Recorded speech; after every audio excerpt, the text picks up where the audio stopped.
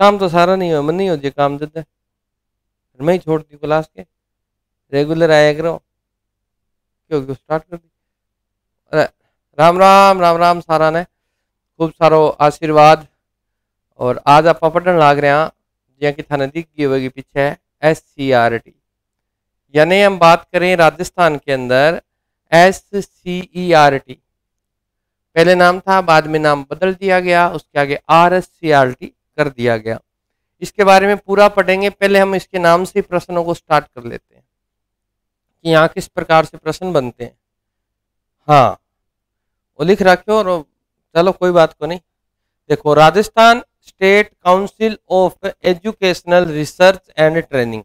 अब यहाँ से आपको ये प्रश्न पूछ सकता है, इसकी फुल फॉर्म पूछ सकता है ना। तो फुल फॉर्म में आपको याद रखना है, वो उड़ जाएगा कहाँ पर, वो आपको यहाँ पर एजुकेशन शब्द देगा और ये है एजुकेशनल, क्योंकि एजुकेशन शिक्षा होती है और एजुकेशनल शैक्षिक होता है। तो ये बात ध्यान रखनी है। पहला प्रश्न तो आपका यहीं से बनेगा कि वो ये पूछेगा RSCRT की फुल फॉर्म क्या है। दोनों ऑप्शन में दिए होंगे, आपको ध्यान रखना है राजस्थान स्टेट काउंसिल, ठीक है, of educational research and training.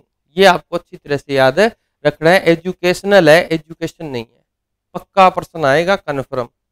उसके बाद में हिंदी में बात करें तो राजस्थान राज्य शैक्षिक अनुसंधान व प्रशिक्षण परिषद, राजस्थान का राजस्थान स्टेट का स्टेट, राज्य काउंसिल यानी परिषद हो गई, और एजुकेशनल शैक्षिक हो गया, रिसर्च का अनुसंधान हो गया, ट्रेनिंग का प्रशिक्षण हो गया। अब आपसे ये प्रश्न, एक प्रश्न तो ये यहाँ से बन के आएगा, दूसरा प्रश्न आपसे वो ये पूछेगा ये किस प्रकार की संस्था है, क्योंकि हम पीछे की क्लासेज में ये पढ़ के आए कि हमारे यहाँ दो प्रकार का ढांचा है, एक तो प्रशासनिक जिसे हम गवर्नमेंट कहते हैं, एक आपका स्वायत्तशासी। तो ये आपको ध्यान रखना है ये किस प्रकार की संस्था है, तो आप इसके आगे लिख लीजिएगा कि यह स्वायत्तशासी संस्था है। कैसी संस्था है? स्वायत्तशासी संस्था है, स्वायत्तशासी संस्था। अच्छे सुंदर सुंदर नोट्स बनाया करो, संस्था है। हाँ तो ये ऑफलाइन वाले तो बना ही ले रहे हैं, आप ऑनलाइन वाले भी बनाया करो भाई, ठीक है। तो थोड़ा सा ध्यान हो सकता है आपकी तरफ न जाकर, ऑनलाइन वालों की तरफ न जाकर ऑफलाइन वालों से कोई प्रश्न पूछ लें तो आप टेंशन मत लेना। आपको ये लगे कि गुरुजी हमारी ओर ध्यान नहीं दे रहे, बिल्कुल आपकी तरफ ध्यान दे रहे हैं और आपके लिए ही कर रहे हैं। चलिए, ये अपनी मेन बात हो गई। अब अगर बात करें और क्या प्रश्न बन सकता है, तो ध्यान रखना स्कूली शिक्षा, स्कूली शिक्षा को हम शॉर्ट में क्या लिखते हैं? SCE। SC का अर्थ है स्कूल और E का एजुकेशन। स्कूली जो शिक्षा है, स्कूली शिक्षा वह टीचर एजुकेशन TE, ये मैं शॉर्ट में इसलिए लिखा रहा हूं ताकि आपके याद रहे। ये स्कूली एजुकेशन हो गई, ये टीचर एजुकेशन हो गया, ठीक है। स्कूली शिक्षा वह टीचर एजुकेशन, शिक्षण है, शिक्षक जो शिक्षक है कि राज्य में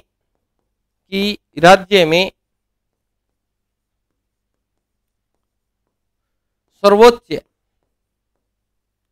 ये प्रश्न ध्यान रखना, ये प्रश्न पूर्व में पूछा जा चुका है और आपको ये बात याद रखनी है। स्कूली शिक्षा और टीचर एजुकेशन की राज्य में सर्वोच्च अकादमिक संस्था है ये, अकादमिक संस्था, अकादमिक संस्था।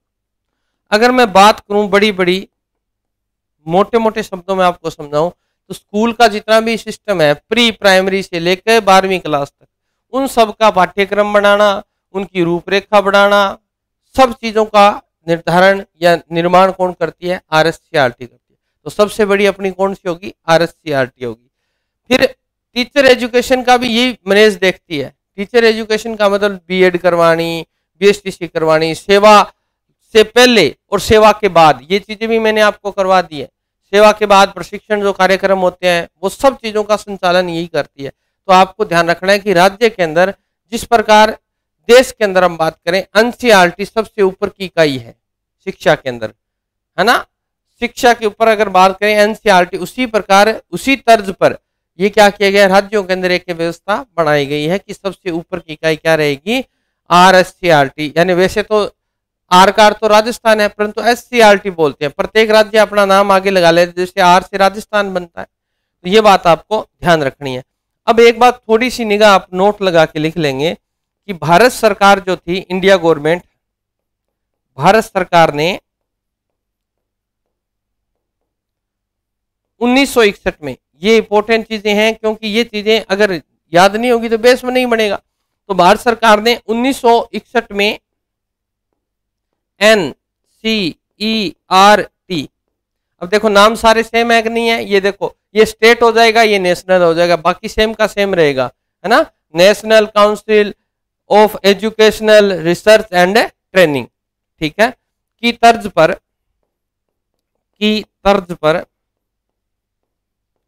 राज्यों में भारत सरकार ने 1961 में एनसीईआरटी की तर्ज पर राज्यों में शैक्षिक, ये जो संस्थान है ना, ये शैक्षिक अनुसंधान, शैक्षिक यहां बिंदी है भाई, अनुसंधान के कार्य करने हेतु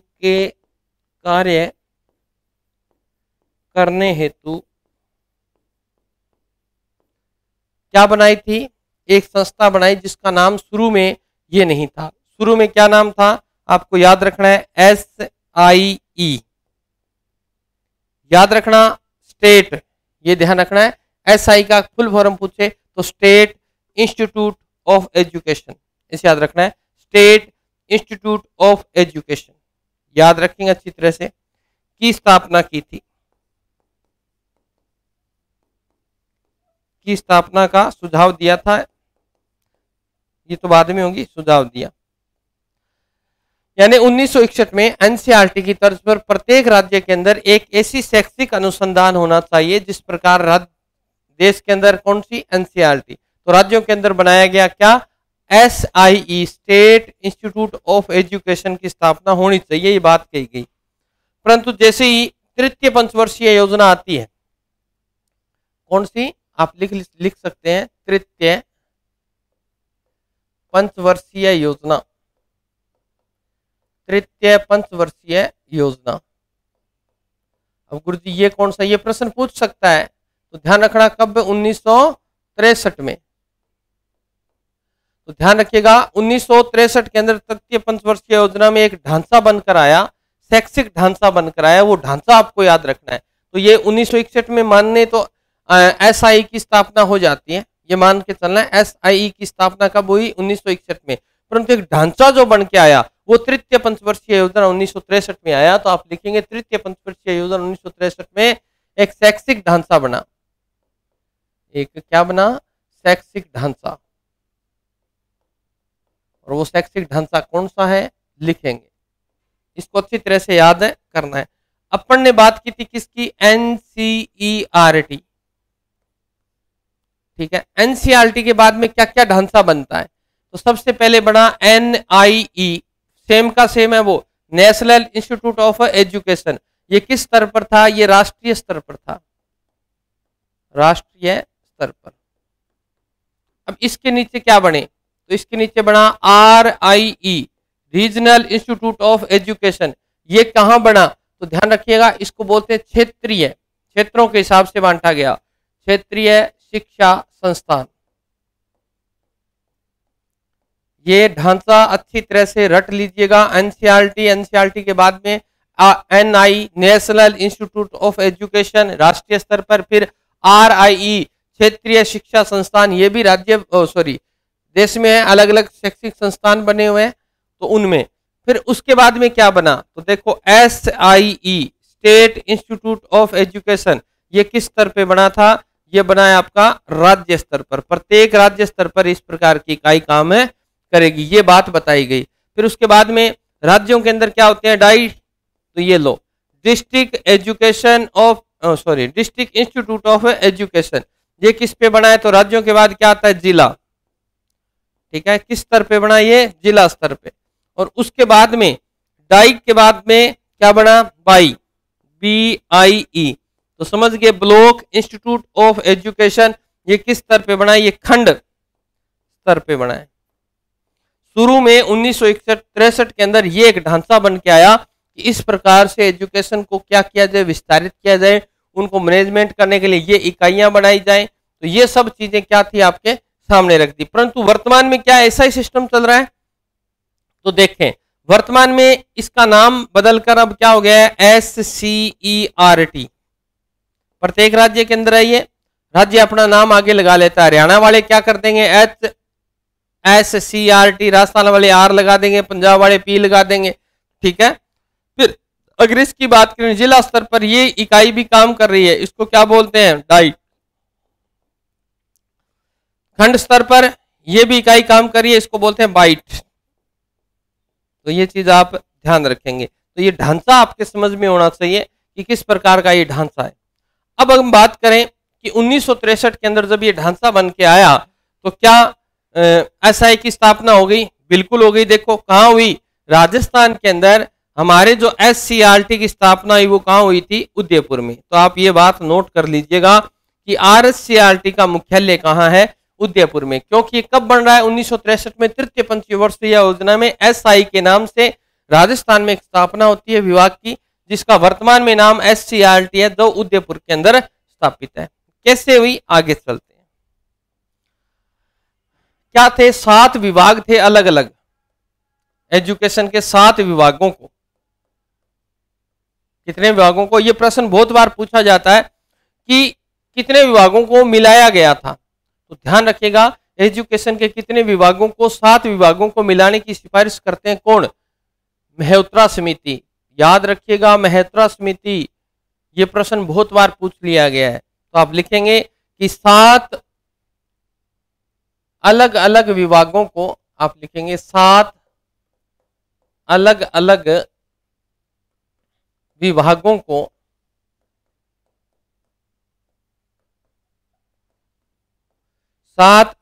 विभागों को शामिल करने की सिफारिश,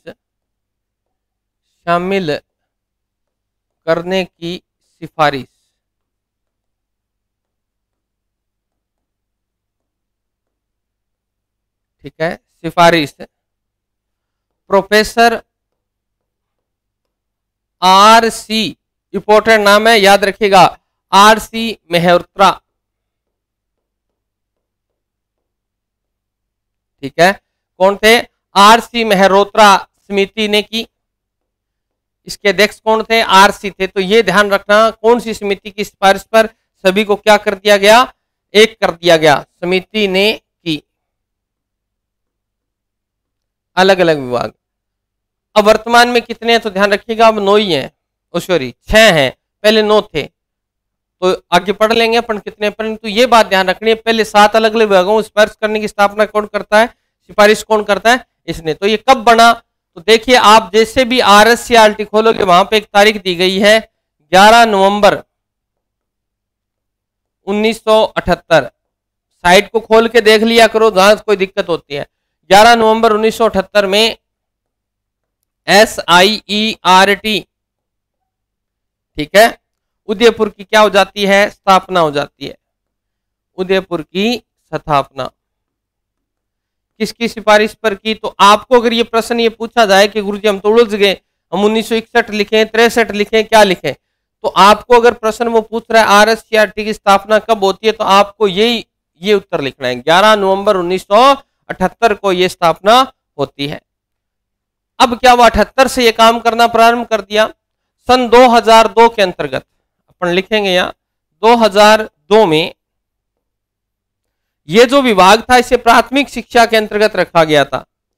प्राथमिक या प्रारंभिक कह सकते हैं, प्रारंभिक शिक्षा के अंतर्गत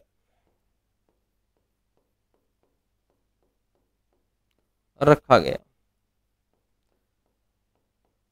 प्रश्न ज्यादातर बनने का चांस तो यही है, इसका स्थापना दिवस ही पूछता है। परंतु एक ऐतिहासिक दिन आता है, कौन सा भाई, 14 अगस्त 2018। इंपॉर्टेंट है, ये शिक्षा के अंदर नवाचार हो रहे हैं 2018 के अंदर। अब क्या कर दिया गया, RSCRT जो थी SIERT, इसे क्या कर दिया गया, स्वायत्तता प्रदान कर दी गई। स्वायत्तता प्रदान कर दी, यानी किस क्षेत्र में, स्कूली शिक्षा के क्षेत्र में इसका पुनर्गठन किया गया, पुनः संरचना की गई, और अब इसका नाम बदलकर क्या कर दिया गया, RSCRT कर दिया गया। तो ये ध्यान रखना है। 14 अगस्त 2018 को SIERT को स्वायत्तता प्रदान कर पुनर्संरचना की ढांचा बनाया जाए, पुनर्संरचना व पुनर्गठन किया गया,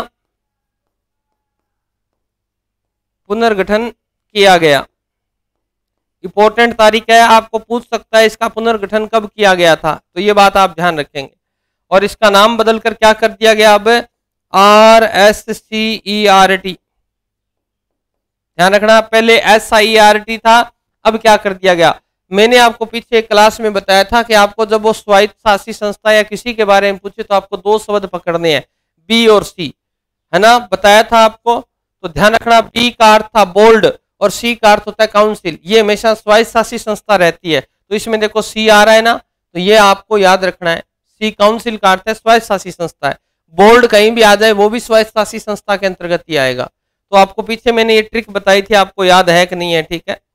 अब जो वर्तमान में ये जो संस्था ये काम कर रही है किसके लिए, स्कूली एजुकेशन के लिए। तो आप लिखेंगे अब शिक्षा स्कूल विभाग,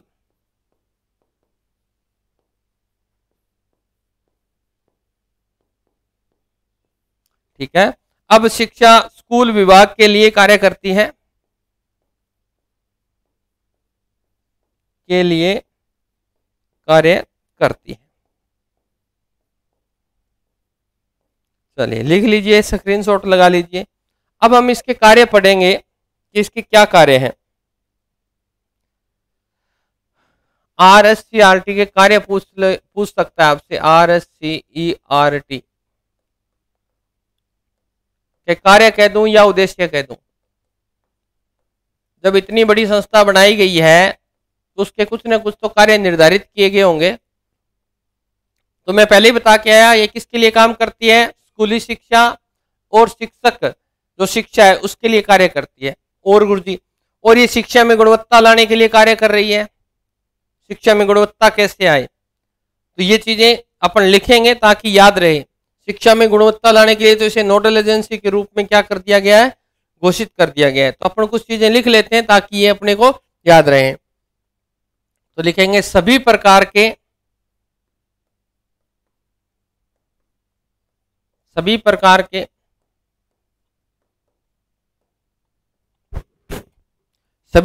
के शिक्षक प्रशिक्षण के लिए नोडल एजेंसी का काम करेगी। कौन, RSCRT, ठीक है। नोडल एजेंसी का क्या करेगी, कार्य करेगी। तो ये आप लिख लीजिएगा पहली लाइन। दूसरी बात करें, दूसरी मैंने बताया था शिक्षा में गुणवत्ता लाने के लिए, शिक्षा में गुणवत्ता में सुधार लाने हेतु क्या बनाया गया है, नोडल एजेंसी बनाया गया है। किस प्रकार नवाचार करने हैं, किस प्रकार पाठ्यक्रम का निर्धारण करना है, नोडल एजेंसी बनाया गया है।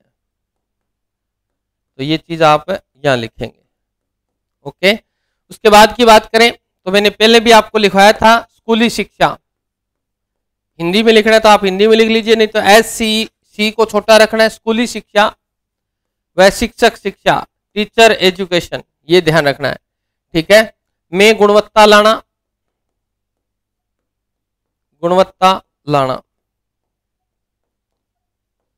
ओके। नंबर 4 में आप लिखेंगे प्री प्राइमरी से कक्षा 12,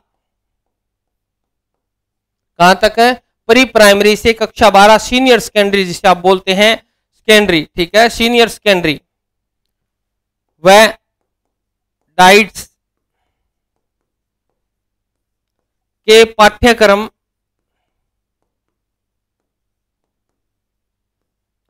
का निर्माण,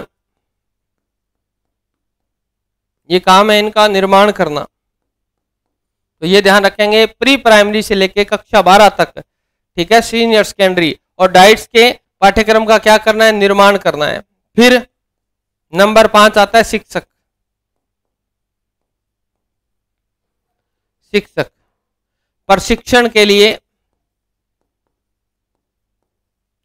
यानी टीचर जो ट्रेनिंग दी जाती है उसकी बात कर रहा है टीचर, ठीक है, के सतत मूल्यांकन, के सतत मूल्यांकन, कंटिन्यू कॉन्वेसिव, है ना, मूल्यांकन, सतत मूल्यांकन, वह शिक्षण शोध,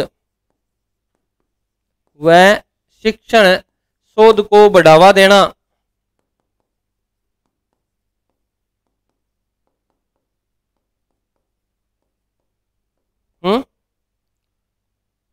हाँ वही है। और शॉर्ट में लिखना चाहो तो आप लिख सकते हो CCE, यही है बेटा, हाँ बिल्कुल यही। इसको क्या देना है, बढ़ावा देना है। शिक्षक जो प्रशिक्षण होता है, टीचर ट्रेनिंग जो होती है, उसमें सतत मूल्यांकन, बालकों का लगातार मूल्यांकन होता रहे, और जो भी शिक्षण शोध कार्य होता है उसको क्या देना है, बढ़ावा देना है। बिल्कुल आपने सही पकड़ा, यही था। उसके बाद में अगर हम 6 नंबर पे लिखें, यह है राज्य के अंदर सबसे बड़ी इकाई क्या कौन सी है, ये कितने हैं, ये कितने हैं, 2 हैं। IASC कितने हैं, 2 हैं। बताया था इंस्टीट्यूट अकादमी, ये बताया था ना आपको, सर्विस, हाँ एजुकेशन वाला, बिल्कुल वही 2 ही हैं ये, अजमेर बीकानेर। फिर डाइट कितनी है, तो जितने जिले थे पहले 33 थे, तो 33 ही, अभी बनी नहीं है। बाइट ये कितनी है राजस्थान में, ये 4 ही बनाई गई हैं।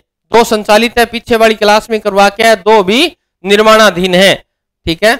आदि संस्थाओं, आदि संस्थानों, आदि संस्थानों के नेतृत्व का कार्य दिया गया है। किसका काम दिया गया है, नेतृत्व का, नेतृत्व का कार्य कौन करती है, RSCRT। तो 6 हो गए, यहां पे लगाइए स्क्रीनशॉट, आगे पढ़ते हैं।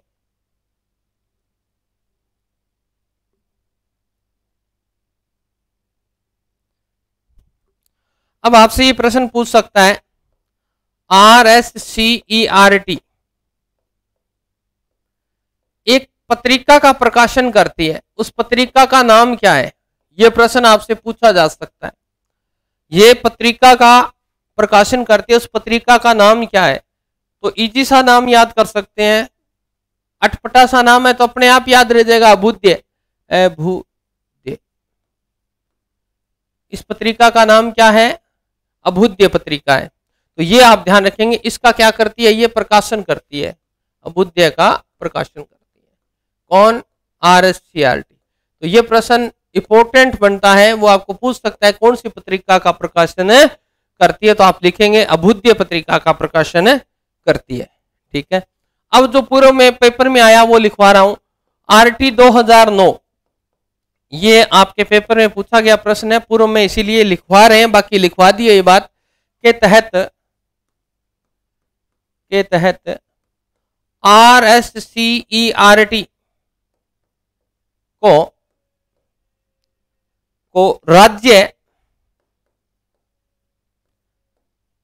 राज्य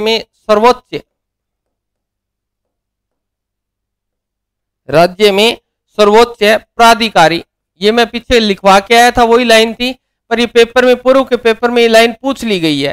सर्वोच्च प्राधिकारी संस्था के रूप में चिन्हित की गई है।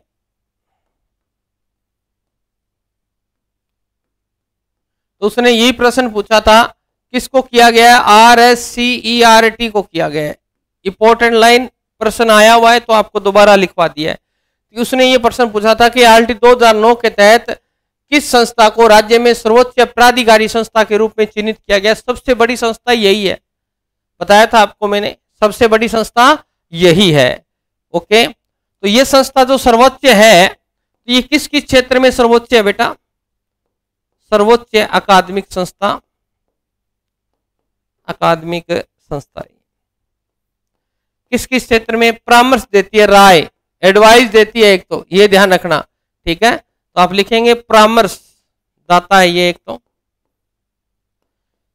परामर्श दाता व संबलन, यानी किस प्रकार से आप संबल कर सकते हैं, जो चीजें आपके पास हैं उसी पर बल देकर उन चीजों को क्या किया जाए, मॉडिफाई करके बालकों के सामने प्रस्तुत किया जाए। तो आप लिख सकते हैं संबलन दाता, दाता की भूमिका किसकी है, RSCRT की है। तो ये बात आप अच्छी तरह से नोट कर लीजिएगा। ये सर्वोच्च अकादमिक संस्था है, किस क्षेत्र में परामर्श देती है, सॉरी एक और रहेगा ना, नेतृत्व भी करती है, कहां लिखे, यहां लिख देता हूं, नेतृत्व करता, ठीक है, नेतृत्व भी करती है, सम्मेलनदाता भी है। तो ये सब सर्वोच्च इकाई है। अब ये संस्था चलाने के लिए अपने को क्या चाहिए, कुछ लोग चाहिए। तो लोग कैसे, कुछ समितियां बना लेते हैं। तो कुछ कैसी, जो हम पूर्व में पढ़ के आए हैं, समिति में से दो होती है। एक समिति वो होती है जो क्या करती है, नियमों को बनाती है, एक होती है लगाती है। तो जो बनाती है उसे शासी परिषद भी बोल सकते हैं अपन, और जो लागू करती है उसे कार्यकारिणी समिति बोल देते हैं। तो वो ढांचा जो पूर्व में हमने पढ़ा वो सेम का सेम। तो अपन लिख सकते हैं RSCERT का प्रबंधन कि मैनेजमेंट कैसे है इसका, ठीक है। वैसे अगर देखें तो इसका संचालन जो कर रही है वो पीछे अपने पढ़ा था वही है। संचालन कौन कर रहा है, शिक्षा मंत्रालय, MOE, शिक्षा, मिनिस्ट्री ऑफ एजुकेशन, शिक्षा मंत्रालय। और इसके साथ कौन है, राज्य सरकार जो भी है, जैसे राजस्थान की सरकार है तो वो राज्य सरकार करेगी, गवर्नमेंट ऑफ, हाँ स्टेट ऑफ गवर्नमेंट, ठीक है। तो राज्य सरकार है, राज्य सरकार के अंदर कौन काम करेगा, तो यहां जो काम करेगा वो कौन सा विभाग करेगा, SCE। अब ध्यान रखना है शिक्षा मंत्रालय के साथ कौन सा विभाग जुड़ेगा, राज्य सरकार का एक विभाग है, कौन सा, स्कूली शिक्षा विभाग। और ये कहां है, ध्यान रखिएगा, ये राजस्थान, ये राजस्थान वाला काम करेगा। तो ये आपको ध्यान रखनी है।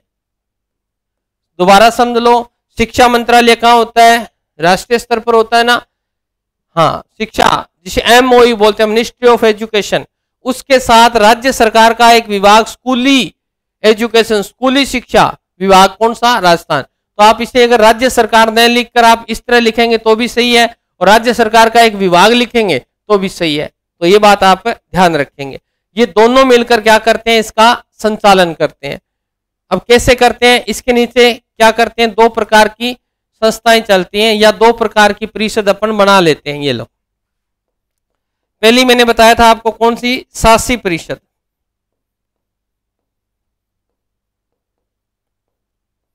ठीक है, शासी परिषद। और दूसरी मैंने बताया था कार्यकारिणी,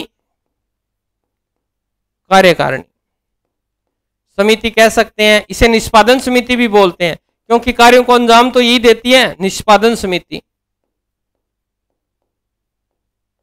तो दोनों नाम आ सकते हैं, आप लिखेंगे कार्यकारी समिति या निष्पादन समिति।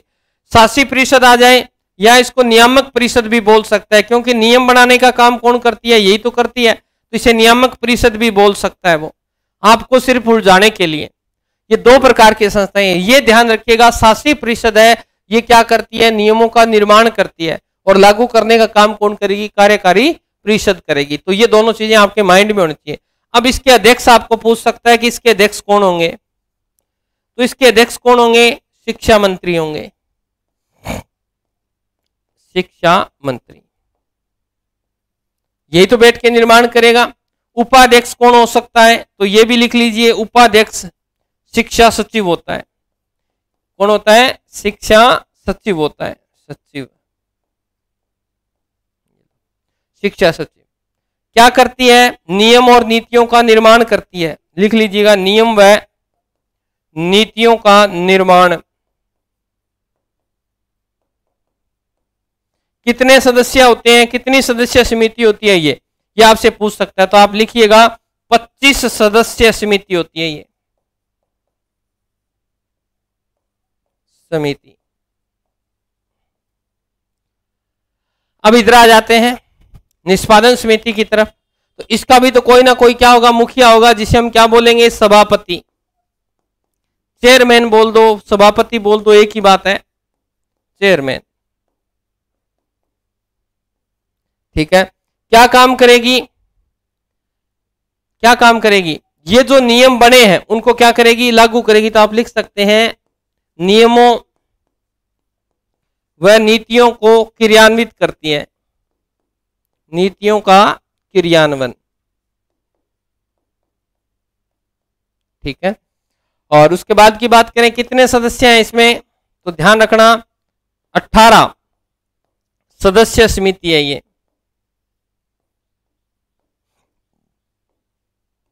तो ये बात आप ध्यान रखेंगे। अच्छा, सभापति जो होगा वो कौन होगा, तो ध्यान रखना सभापति इसका होगा शिक्षा सचिव, भूल गया था मैं बीच में, शिक्षा सचिव।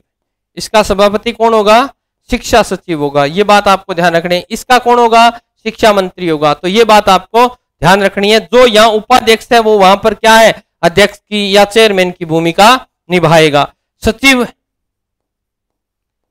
सचिव कौन होगा, जो आरएससीआरटी है ना, आरएससीआरटी, इसका जो निदेशक होगा वो होगा, उसका निदेशक होगा। तो ये बात थोड़ी सी लिख लीजिएगा ताकि आपको याद रहे, याद रह जाएगा ना। चलिए नेक्स्ट आगे चलते हैं।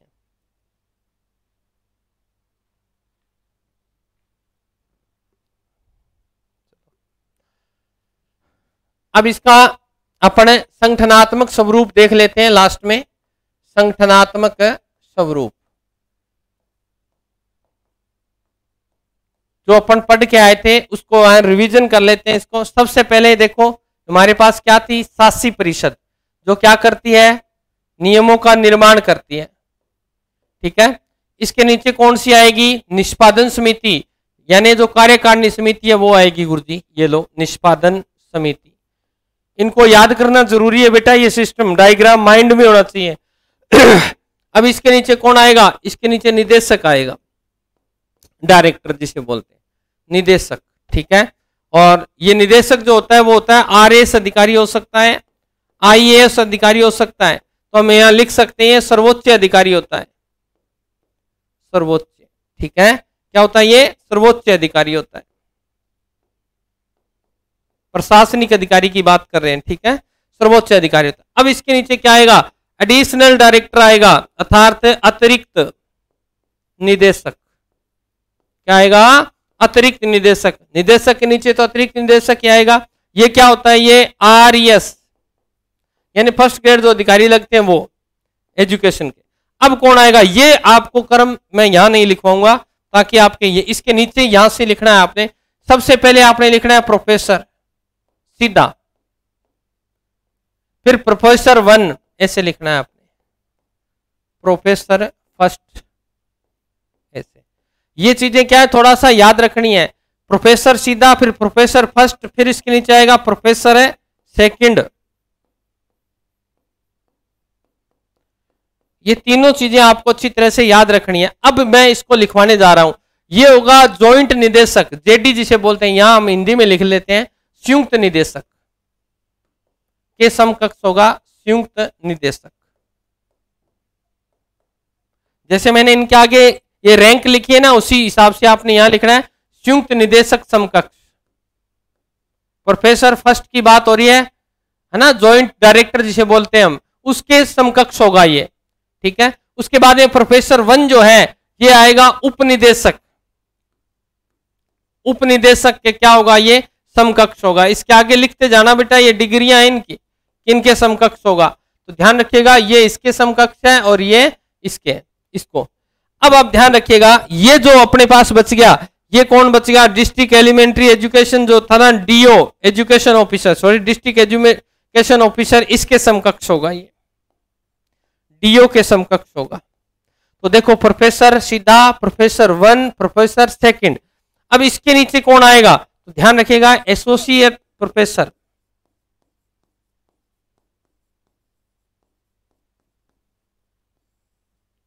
प्रोफेसर। ठीक है, ये किसके समकक्ष होगा, तो ध्यान रखना ये प्रधानाचार्य,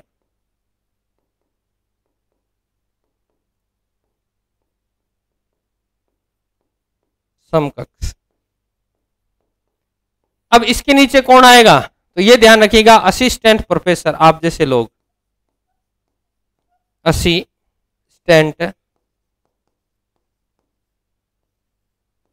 प्रोफेसर, ये अंतिम कड़ी है और इसे हम लिख सकते हैं व्याख्याता, कोई भी स्कूल व्याख्याता जो होता है वो उसके समकक्ष होगा ये। तो ये इसका एक स्ट्रक्चर है जिसे आपको याद करना है। सबसे पहले देखो ऊपरी प्रशासकीय परिषद, उसके बाद में निष्पादन, ठीक है, उसके बाद में सर्वोच्च इकाई आएगी हमारे पास, कौन सी, निदेशक आएंगे, फिर अतिरिक्त निदेशक आएगा, फिर प्रोफेसर, फिर प्रोफेसर 1, फिर प्रोफेसर 2, फिर असिस्टेंट एसोसिएट और प्रोफेसर, और फिर असिस्टेंट प्रोफेसर। इनके समकक्ष की बात करें तो ये तो ऊपर है ही, या सर्वोच्च अधिकारी आरएस या आईएएस होता है, उसके बाद में आरईएस होता है, ये संयुक्त निदेशक जॉइंट निदेशक होता है, डायरेक्टर होता है, ये उप निदेशक समकक्ष होता है, प्रोफेसर होता है, डीओ के समकक्ष होता है सेकंड वाला, और एसोसिएट प्रोफेसर जो होता है प्रधानाचार्य के समकक्ष होता है, और असिस्टेंट प्रोफेसर व्याख्याता के समकक्ष होता है। तो ये थी अपनी एक एचसीईआरटी की भूमिका के रूप में जो हमने स्ट्रक्चर पढ़ा है उसकी बात। अब हम जो कल पढ़ेंगे वो पढ़ेंगे इनके विभाग कितने हैं, 6 विभागों को पूरा डिटेल के साथ पढ़ेंगे कि इनमें कौन कौन सी कार्य करते हैं, कौन सा कार्य नहीं करते। तो आज के लिए इतना ही, मिलेंगे नेक्स्ट क्लास में, तब तक स्वस्थ रहें, मस्त रहें। जय राजस्थान, जय भारत।